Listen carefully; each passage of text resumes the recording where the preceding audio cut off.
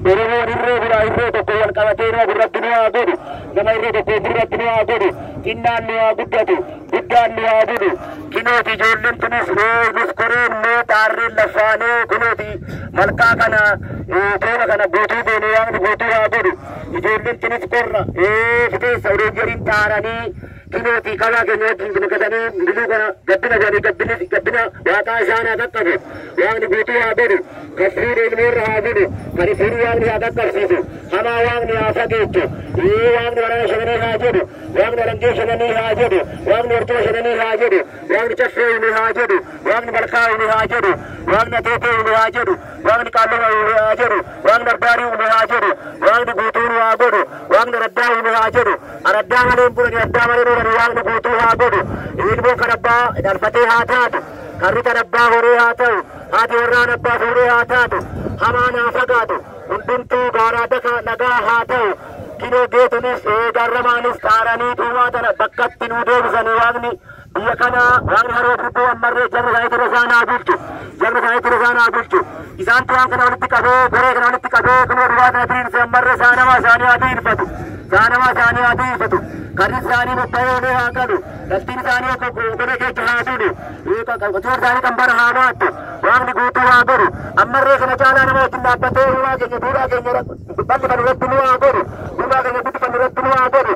Innaa guddaan hin kadhannee kunooti abbaa gadaa keenya wajjin dhaabbannee hunduu keessummoonni hunduu kan sabbata irraa dhufan. Hunduu kan wajjin dhaabbannee kan waaqni waa dhaga'u. Isaan irree gumaachanii godhan ijoolletti asuma ol baatee sabbatatti keenyuma baratanii arrammoo isaanis kunoo gumaachanii godhan waaqni guutuu isaanii haa godhu. Waaqni guutamaa isaanii haa godhu. Barra bira takkatti warqaaranii bara takkatti warqaaranii kinoo ijoolluma teenya sabbatarraa nu gargaaranii waaqni ammarree malkaan kun isaanii haa dhaga'u. Kan hin baratin kunoo haa baratu. Kan baratee buddeenuma jiru kunooti nyaatu haa ta'u. Annu nyaatu waaqni nurraa haa qabu. Galadee waaqni haa fageechu. Beela waaqni haa fageechu. Dhuufa waaqni nu haa bulchu. Hawaan keenya mana wal harkaa buusu. Kara bitaanetti nu keessa haa ba'u. Mirginnee keenya mirgaan nu haa bulchu.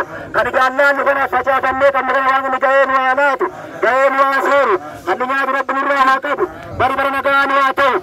Mee jennee malkaa kana kadhannaa ammarree Oromoon kalees kadhatee bulaa Oromoon kalee waaqeffatee bulaa ammarree mootinee mee nama wallabe ammarree walitti nu haa aarsu. Nuun waan Oromooti walitti nu haa aarsu. Gaaraa dagaa walitti nu haa aarsu. Hundumaa walitti nu haa aarsu. Tokkummaan Abdullaa tokko taanee waaqni waliin nu haa bulchu. Tokko taanee waaqni waliin nu haa bulchu. Akkanumatti jaalalli keenya waaqni walitti rakkaarrachiisini. Guutuu haa ta'u. Guutamaa haa ta'u. Bineeldachee haa ta'u. Cincaan horsii haa ta'u. Keessummaan dhufee nagaan kunooti hundumaa wanna jiru walitti dhiifannaa kunooti hundumaa nagaan kunooti hundumtuu takka lamaan keessummaa keenya simannaa ammarree guutuu haa ta'u. Guutamaa haa ta'u. Eebbisaan namaa haa ta'u. Barsiisaa waaqaa haa ta'u. Durii barsii hamtuu baraa jalaa rabbi nu haa baasu. Nagaa.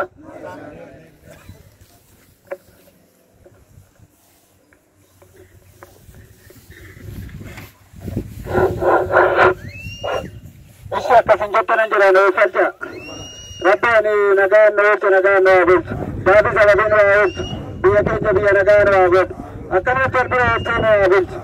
Ayyaanni bara naannoo bara gareetinis naannoo nu haa ga'u. Karra keenya nagaa nu haa godhu. Sanyii facaafannee alaa qabnu kana ga'ee nama nyaatu nu haa godhu. Annu nyaatu nurraa dhufu. Waaqayyo wal bira oolchuu nu haa bulchu. Kan gaaraa dhufe hanqiraataa dhufe nama nagaan galu isaan haa godhu. Mana isaanii mana nagaatii baane mana nagaatitti isaan haa galchu. Malkaan hawaasitti nu haa makalu. Gaarri golgeetti nu haa makalu. Haati beetti nu haa makalu. Hawaas firmaatti nu haa makalu. Beetii nu haa godhu. Akkanumatti wal bira oolchuu nu haa bulchu. Kan baranaa kanaan bara garee hankana caalu nu haa godhu. Anti kaanuu fidee guddaas nuu kennu haa ta'u guddina haa kennu. Wal bira oolchuu nu haa bulchu. Ani kanuudha.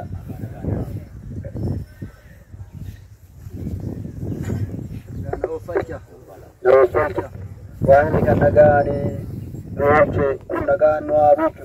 Dogoggora nu haa oolchu. Irraa gora nu haa oolchu. Gaaffii sababii nu haa oolchu. Kinoo irreecha baannetti waaqa kadhannaa duudhaadhaa waaqni nu haa dhaga'u. Nu haa dhaga'u. Nu haa dhaga'u. Xinnaa nu haa guddisu. Guddaa nu haa bulchu. Facaafannee kinoo kan marge kana waaqni ga'ee nu haa suuru. Ga'ee nu haa suuru. Kan nu suuratu waaqni nurraa haa dhufu. Aguddatu, aguddatu, wali haa beeku, afaan wali haa beeku, namni Oromoo tokkicha sabni Oromoo tokkicha namni kan dhalate hundumtuu dhaloota kana wajjin haa bulchu dhaloota wajjin haa bulchu afaan waliin waa beeksisu Waaqayyo kinoo irrooba uumaa isaatiif duudhaa isaati inni uumama isaatitti nu haa deebi'u hamtuu baatee ala jirtu kana inni ga'ee nu haa suuru ammaanurraa haa qabu ammaatanurraa haa qabu biyya keenya biyya alanii haa guutu kan nu wallaallu Waaqayyo itti haa guutu.